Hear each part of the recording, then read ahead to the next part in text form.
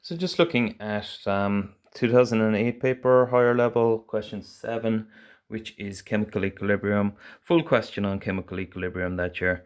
So the question says a chemical equilibrium is established when 11 moles of hydrogen and 11 moles of iodine are mixed at a temperature of 764 Kelvin. Initially, the color of the mixture is deep purple due to the high concentration of iodine vapor. The purple color fades when equilibrium is established, the color of the mixture is pale pink, and there is 17 moles of hydrogen iodide present. So this is the equation that you're given: hydrogen, which is colorless, iodine, which is purple, and hydrogen iodide, which is colorless. So the only thing here that's causing color is the iodine. So the pink color is kind of this, intermediate between purple and colorless, that we're getting this kind of not all purple, but not all colorless. So that shows you that it's this kind of sort of reversible reaction, one that's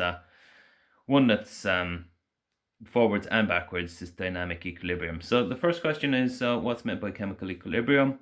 So that's where you have this dynamic forward backwards reaction, can go forwards, can go backwards, and it reaches this state where the forwards reaction is, the rate of the forwards reaction is equal to the rate of the backwards reaction.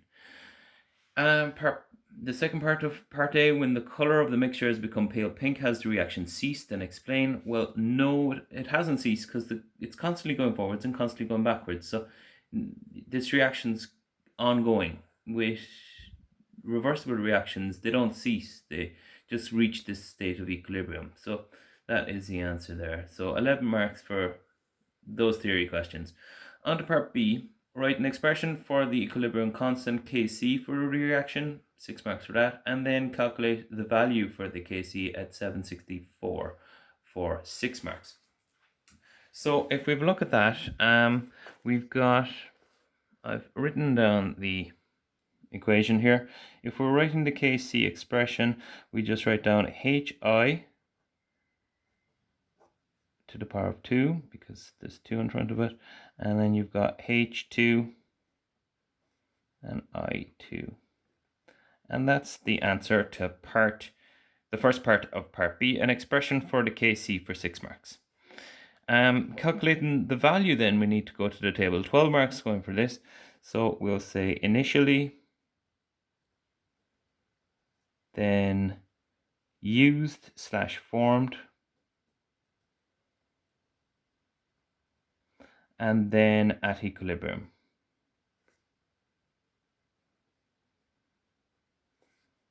Now, going to form the table.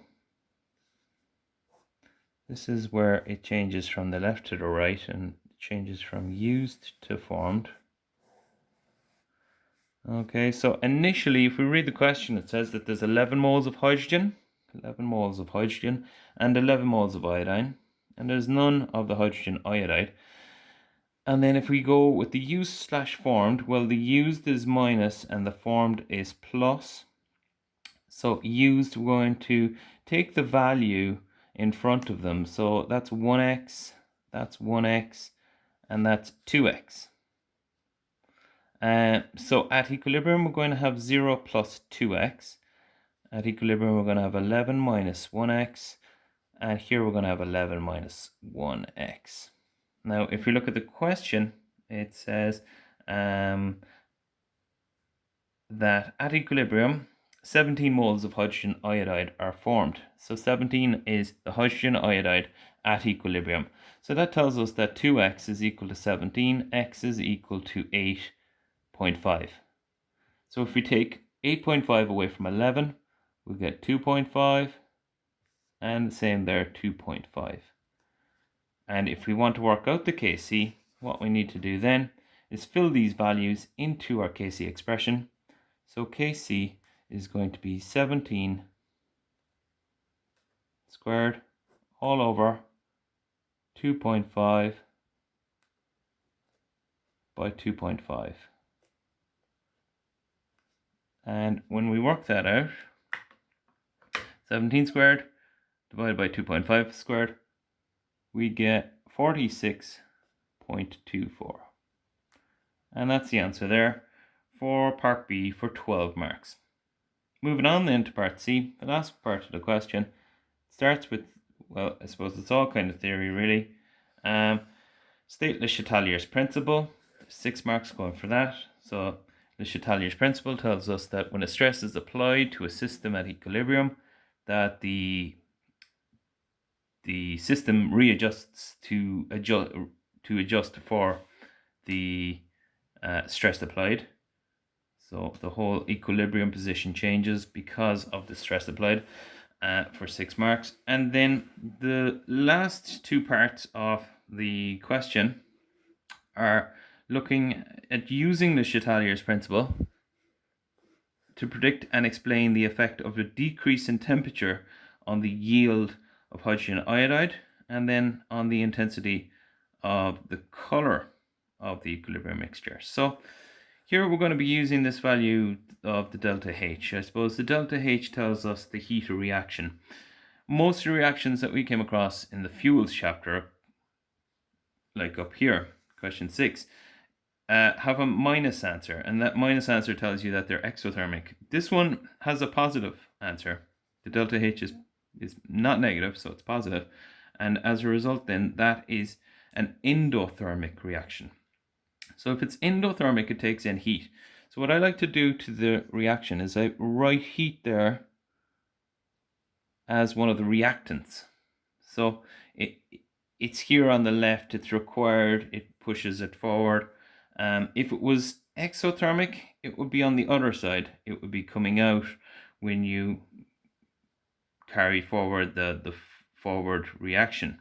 So I suppose these two things are opposite to each other: endothermic, exothermic, the positive or negative. So if the forwards reaction is endothermic, the backwards reaction is exothermic, and so on. So I think it's easier to kind of understand when you think of exothermic.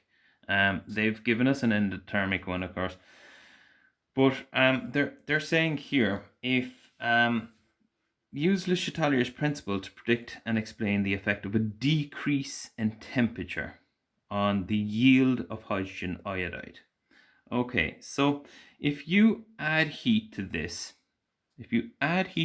whole system, it'll move forwards. Okay, now they're talking about decreasing the temperature, so it's going to do the opposite. So adding heat will move it forwards, and the yield of hydrogen iodide will increase, but decreasing the temperature will move it backwards. So what happens in part C? The answer is a decrease in temperature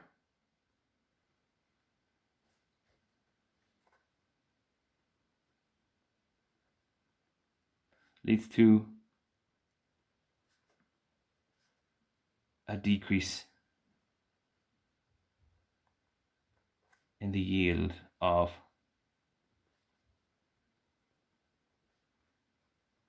the HI. Okay, so that's because the heat is here. If you heated it up, it would move forwards, but if you cool it down, it goes backwards. So that is the answer to part 1. Let's see part 1. See part 2 is about the intensity of the color of the equilibrium mixture, again with the decrease. So if you think about it, increasing the temperature would move it forward, so it would move towards colorless. Decreasing the temperature would move it backwards, so it would move towards purple. So the answer for that one is that the purple color would intensify because it's moved towards the left.